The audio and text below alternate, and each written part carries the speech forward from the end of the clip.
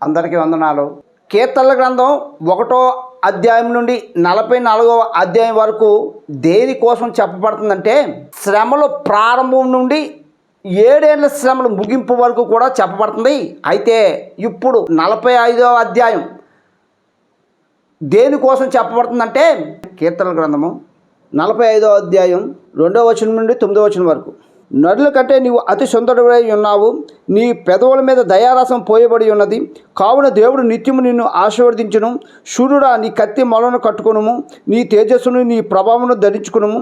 సత్యమును వినయమతో కూడిన నీతిని స్థాపించుటకు నీ ప్రభావమును ధరించుకుని వాహనమికి బయలుదేరుము.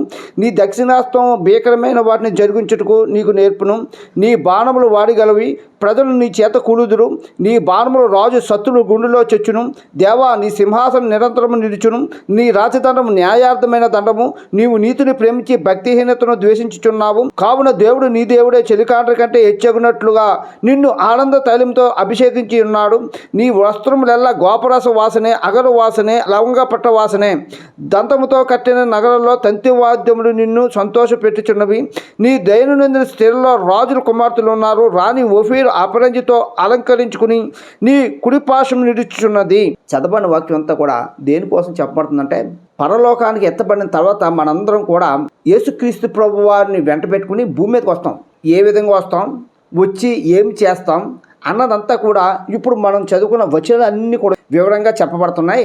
ఏ విధంగా అంటే, నరుల కంటే నువ్వు సుందరుడివై ఉన్నావు అంటున్నారు. అంటే ఎత్తబడిన మనందరం కూడా పరలోకానికి అక్కడ కనబడుతున్నామంటే సుందరులుగా, అందంగా మనం కనబడుతున్నాం. అక్కడ నీ పెదవుల మీద దయారసం పోయబడుచున్నది అని చెప్పబడుతుంది. నీ పెదవుల మీద దయారసం అంటే మనందరం కూడా యేసుక్రీస్తు ప్రభు వారి దయను పొందుకున్నాం కనుక ఆయన కృప, ఆయన దయ మన మీద కుమ్మరింపబడడం మూలంగా మనం ఆ దయారసాన్ని, అంటే ఆయన యొక్క దయను మనం పొందుకున్నాము అది చెప్పబడుతుంది. అలా పొందుకోవడం మూలంగా ఇప్పుడు మనకు కలిగే భాగ్యం ఏంటంటే, సూర్యుడా, నీ కత్తి మొలని కట్టుకో అని చెప్తున్నారు. ఈ సూర్యుడు ఎవరంటే విశ్వాసులైన మనమే. మన కోసం ఏమని చెప్పబడుతుంది, కత్తిని మొలకి కట్టుకో అని చెప్పబడుతుంది. కత్తిని మనం ఎప్పుడు ధరిస్తామంటే, 7 ఏళ్ల శ్రమలు అయిపోయిన తర్వాత పరలోకం నుంచి భూమి మీదకి మనందరం కూడా ఒక్కొక్కరు ఒక ఖడ్గాన్ని ధరించుకుని యేసుక్రీస్తు ప్రభు వారితో కూడా తెల్లని గుర్రాల మీద మనందరూ కూడా భూమి మీదకి వస్తాం. ఆ భూమి మీదకి వచ్చినప్పుడే మనం కత్తిని మొలకి పెట్టుకుని ఈ భూమి మీదకి వస్తాం. అదే ఇక్కడ చెప్పబడుతుంది. నీ ప్రభావమును ధరించుకుని వాహనం ఎక్కి బయలుదేరుము. మనల్ని ఏమని చెప్తున్నాడు, నీ ప్రభావమును ధరించుకుని వాహనం ఎక్కి బయలుదేరుము. అంటే మనందరూ కూడా ఎలాగ బయలుదేరి వస్తాం, వాహనం మీద బయలుదేరి వస్తాం. ఆ వాహనాలు ఏంటి, తెల్లని గుర్రాలు. ఆ తెల్లని గుర్రాలు మనం అధిష్ఠించి మనం అందరూ కూడా ఖడ్గాలు ధరించుకుని భూమి మీదకి వస్తాం. ఎందుకోసం వస్తామంటే, నీ దక్షిణాస్తము భీకరమైన వాటిని జరిగించుటకు నీకు నేర్పును. నీ దక్షిణ హస్తము భీకరమైన వాటిని జరిగించుటకు, అంటే దక్షిణాస్తం అంటే ఏంటి, కుడి చేయ. కుడి చేయితో భీకరమైన వాటిని జరిగించడానికి. భీకరమైన వాటి అంటే ఏంటి అంటే, 7 ఏళ్ల శ్రమలో మహాశ్రమలు కలిగి చేసినటువంటి ఆ 10 మంది రాజులు 7 రాజ్యాల వాటితో మనందరం కూడా భూమి మీదకి వచ్చి ఏం చేయాలంటే వాళ్ళతో యుద్ధం చేయాలి, మనమే పోరాడాలి. దానికోసం ఇక్కడ చెప్పబడుతుంది, నీ బాణములు వాడగలవి, ప్రజలు నీ చేత కూలుదురు. అంటే ఈ 10 మంది రాజులు 7 రాజ్యాల యొక్క సమూహంతో మనందరం కూడా యుద్ధం చేస్తాం. ఆ యుద్ధంలో దేవుడికి విరుద్ధంగా 7 ఏళ్ల శ్రమలు కలిగి చేసిన ప్రజలందరినీ కూడా మనం సంహరిస్తాం. అదే చెప్పబడుతుంది. నీ బాణములు రాజు శత్రువుల గుండెలో చొచ్చును. బాణం అంటే ఇక్కడ ఖడ్గం. ఖడ్గంలో ధరించి 7 రాజ్యాలు, ఆ 10 మంది రాజులతో మనం యుద్ధం చేస్తాం. నీ బాణములు రాజు శత్రువుల గుండెలో చొచ్చును. ఆ రాజులను మనం సంహరిస్తాం. దేవా, నీ సింహాసనం నిరంతరం నిలుచును. నీ రాజదండం న్యాయార్థమైన దండము. యేసుక్రీస్తు ప్రభు వారు ఇనప దండాన్ని ధరించి ఈ భూమి మీదకి వచ్చి శ్రమలో మహాశ్రమలు కలిగజేసే వాళ్ళందరినీ కూడా తుత్తునీలుగా ఆ రాజదండాన్ని పట్టుకుని ఏళ్తాడు. నిన్ను ఆనంద తైలంతో అభిషేకించి ఉన్నాడు. అంటే యేసుక్రీస్తు ప్రభువాన్ని ఆనంద తైలంతో దేవుడే అభిషేకించి భూమి మీదకి పంపిస్తాడు.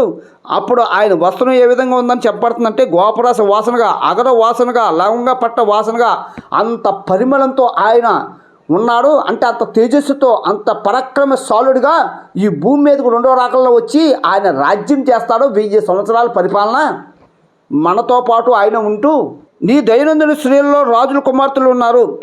నీ దైనందిన స్త్రీలలో ఎప్పుడైతే ఆ శత్రు సమూహాన్ని యేసుక్రీస్తు ప్రభు వారు సంహరించారో అప్పుడు భూమి మీద ఉన్న ప్రజలందరూ కూడా యేసుక్రీస్తు ప్రభు వారిని సొంత రక్షకుగా స్వీకరిస్తారు. రాణి ఓఫీర్ అపరంజితో అలంకరించుకుని నీ కృపాశ్రమంలో నిలుచున్నది. అందరూ కూడా యేసుక్రీస్తు ప్రభు వారి చెంతకి అప్పుడు నిజమైన రక్షకుడైన యేసుక్రీస్తు ప్రభు అందరూ కూడా సొంత రక్షకుగా స్వీకరిస్తారు. అదే ఇక్కడ చెప్పబడుతుంది. ఇదంతా కూడా ఒక్క మాటలో చెప్పుకోవాలంటే, పరలోకానికి ఎత్తబడిన తర్వాత మనందరం కూడా మరలా ఖడ్గాలు ధరించుకుని తెల్లని గుర్రాల మీద యేసుక్రీస్తు ప్రభు వారిని వెంబడించి భూమి మీదకి వస్తాం. ఆ భూమి మీదకి వచ్చిన మనం 7 ఏళ్ల శ్రమల్లో ఎవరైతే శ్రమలో మహాశ్రమలు కలిగజేశారో వాళ్ళందరితో కూడా మనం యుద్ధం చేస్తాం. యుద్ధం చేసి వాళ్ళందరినీ కూడా నామ రూపాలు లేకుండా సంహరిస్తాం. దానితో అప్పుడు సర్వలోకం అంతా కూడా యేసుక్రీస్తు ప్రభువుని సొంత రక్షకుగా స్వీకరిస్తారు. ప్రతి ఒక్కరూ ఆయన పాదాల చెంత, ఆయన కుడిపార్శ్వం దగ్గర అందరూ కూడా నిలిచి ఉండి ఆయన సొంత రక్షకుగా స్వీకరిస్తారు. అప్పుడు 1000 సంవత్సరాల పరిపాలన జరుగుతుంది. 4వ భాగమైనటువంటి మోకాళ్ళు, ఆ మోకాళ్ళు ఏ విధంగా ఉన్నాయంటే ఇనుముతో ఉన్నాయి. ఆ ఇనుము పరిపాలన, ఆ రాజదండంతో ధరించి ఇనుము పరిపాలన ఆ 1000 ఏండ్లకు ఆయన చేస్తాడు. ఇది ఈ వచనంలో ఉన్న అర్థమని ఈరోజు దేవుడు మనతో మాట్లాడుతున్న దేవుడి కొద్ది మాటలు దీవించును గాక. ఆమేన్.